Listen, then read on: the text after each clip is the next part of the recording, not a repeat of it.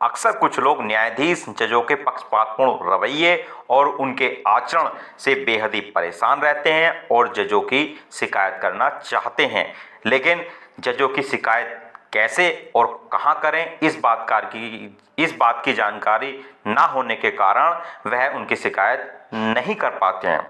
तो दोस्तों, आज हम इस वीडियो में आपको बताएंगे कि यदि कोई जज या न्यायाधीश किसी पक्ष लेता है या उसका आचरण आपके खिलाफ है, तब आप उसकी शिकायत कहां करें और कैसे करें।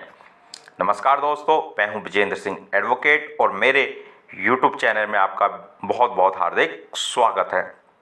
दोस्तों, अगर आपको लगता है कि किसी जज ने न्यायिक आचार संहिता का उल्लंघन किया है, तो आप संघीय जजों के लिए न्यायिक जिलों में या राज्य या स्थानीय जजों के लिए न्यायिक आचरण के लिए अपने राज्य के बोर्ड या आयोग में शिकायत दर्ज कर सकते हैं और स्थिति की जांच या समीक्षा करवा सकते हैं। अगर आप जज के फैसले से असहमत हैं या केस हारने से परेशान हैं, तो जज के खिलाफ शिकायत करना उचित नहीं होगा। इस आधार पर आप जज की शिकायत नहीं कर सकते। इसके बजाय ये शिकायत न्यायिक आचरण को नियंत्रित करने वाले नियमों के किसी खास उल्लंघन के आधार पर होनी चाहिए, जैसे कि यदि कोई जज या न्यायाधीश रिश्वत लेता है या पक्षपातपूर्ण व्यवहार करता है या राजनीतिक गतिविधि में शामिल होता है या उसका आचरण सही नहीं है, तब आप उसके खिलाफ शिकायत कर सकते हैं।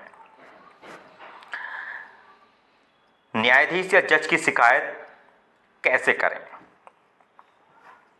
प्रत्येक न्यायालय प्रणाली में एक शिकायत फॉर्म होता है जिसका उपयोग न्यायिक संहिताओं का उल्लंघन करने वाले आचरण के लिए न्यायाधीश के विरुद्ध शिकायत दर्ज करने के लिए किया जा सकता है।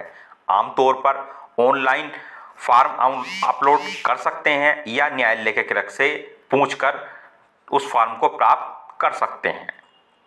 संघीय न्यायालयों में आप उस जिले की वेबसाइट पर फॉर्म पा सकते हैं जिसमें न्यायाधीश कार्यरत है। राज्य न्यायालय प्रणाली में न्यायिक आचरण संबंधी शिकायतों का निपटारा आमतौर पर न्यायिक आचरण आयोग द्वारा किया जाता है। आप राज्य न्यायिक प्रणाली की वेबसाइट पर जाकर आयोग के बारे में जानकारी तथा शिकायत प्रपत्र प्राप्त कर सकते हैं। आप न्यायालय के क्लर्क से यह भी पूछ सकते हैं कि न्यायाधीश के खिलाफ शिकायत कैसे दर्ज की जाएगी। वे आपको आवश्यक फॉर्म प्राप्त करने में मदद कर सकते हैं और साथ ही शिकायत के साथ आगे बढ़ने के लिए निर्देश भी दे सकते हैं और आपको सुझाव भी दे सकते हैं। न्यायिक आचरण नियम। जिस न्यायाधीश के खिलाफ आप शिकायत करना चाहते हैं, उस पर लागू न्यायिक आचरण नियम उन कारणों को निर्धारित करते हैं जिनके लिए आप न्यायाधीश के खिलाफ शिकायत कर सकते हैं। साथ ही उन शिकायतों की समीक्षा करने की विशिष्ट प्रविष्टियां भी बताते हैं। यह शिकायत प्रक्रिया उन परिस्थितियों के लिए नहीं बनाई गई है जहां आप न्यायाधीश के फैसले से असहमत हों। इन शिकायतों का मूल्यांकन करने वाली परिषद या आयोग कोई अपीलीय न्यायालय नहीं है। अगर आप किसी न्यायाधीश या जज के किसी फैसले से असहमत हैं, तब आप न्यायाधीश या जज के खिलाफ शिकायत नहीं कर सकते। यद्यपि न्यायाधीश का आचरण सीधे तौर पर उस मुकदमे से संबंधित हो सकता है जिसमें आप पक्षकार थे और उसने निर्णय को प्रभावित किया हो सकता है, परंतु आपकी शिकायत स्वयं निर्णय से संबंधित नहीं होनी चाहिए। आप न्यायिक आचार संहिता का उल्लंघन करने वाले व्यवहार को खोजने के लिए नियमों को देख रहे हैं। अगर जज ने इनमें से कुछ भी किया है तो शिकायत करना उचित है। न्यायिक संहिता का उल्लंघन करने वाले आचरण के कुछ उदाहरण हैं। ऐसे न्यायाधीश जो किसी मामले में किसी विशेष तौर से निर्णय देने के लिए रिश्वत मांगते हैं या रिश्वत लेते हैं, या ऐसे न्यायाधीश जो जाति या धर्म जैसी कानूनी रूप से संरक्षित विशेषता के आधार पर आपके साथ भेदभाव करते हैं, या दो पक्षों के मध्य चल रहे विवाद को एक पक्ष के रूप में ज्यादा देखते हैं या एक पक्ष की तरफ ज्यादा झुकाव रखते हैं। अपने और जज के बारे में जानकारी कैसे दर्ज करें। शिकायत फॉर्म के पहले भाग में आमतौर पर आपसे अपने जज और उस मामले के बारे में जानकारी देने की अपेक्षा की जाती है जिसके दौरान आपके द्वारा रिपोर्ट किया गया कदाचार या आचरण हुआ है। सामान्यतः आपको अपना पूरा कानूनी नाम और संपर्क जानकारी, जिसमें आपका पता और फ़ोन नंबर भी शामिल है, प्रदान करना होगा। आपको न्यायाधीश का नाम बताना होगा तथा उस न्यायालय की सूची भी देनी होगी जिसकी अध्यक्षता वह न्यायाधीश करता है।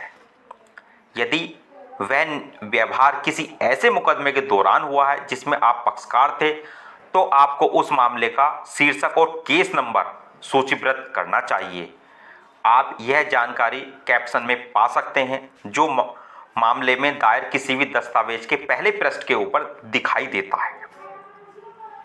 तथ्यों का अपना विवरण दें। शिकायत प्रपत्र के दूसरे भाग में आपको उन घटनाओं का वर्णन करना होगा जो आपको लगता है कि न्यायाधीश की ओर से कदाचार का गठन करती है, तथ्यों के करीब हो और यथासंभव अधिक विवरण शामिल करें। घटनाओं या जज के व्यवहार का विवरण छोटे पैराग्राफ में दें।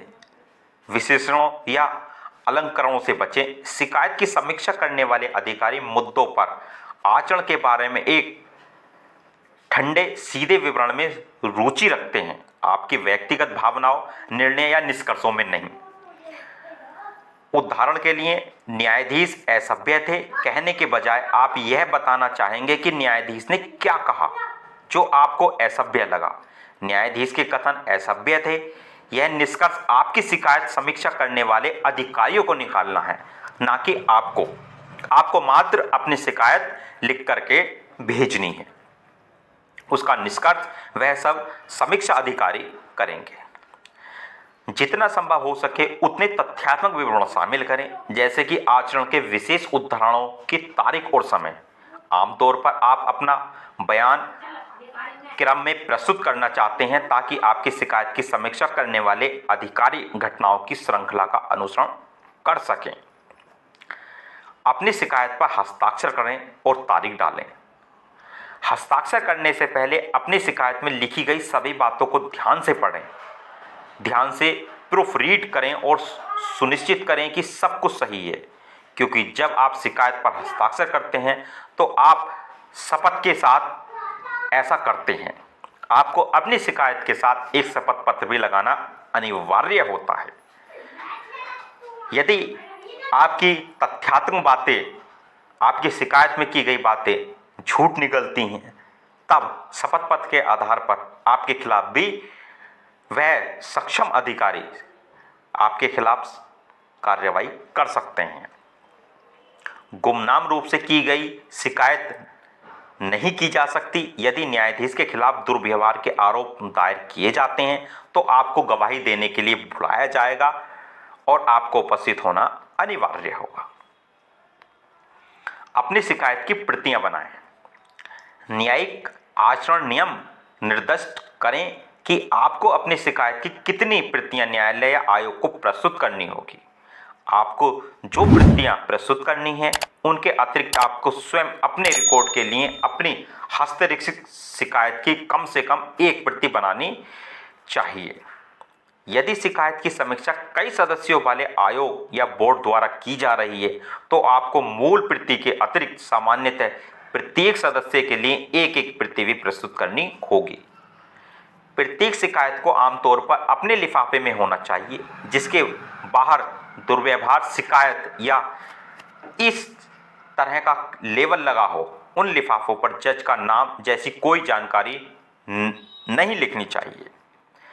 न्यायिक आचरण नियम या शिकायत फॉर्म के साथ दिए गए निर्देश आपको बताएंगे कि अपनी मूल शिकायत और उसकी प्रतियां कैसे तैयार करें। उन चरणों का ठीक से पालन करें, अन्यथा आपकी शिकायत की समीक्षा नहीं की जा सकती। अपनी शिकायत उचित कार्यालय को भेजें।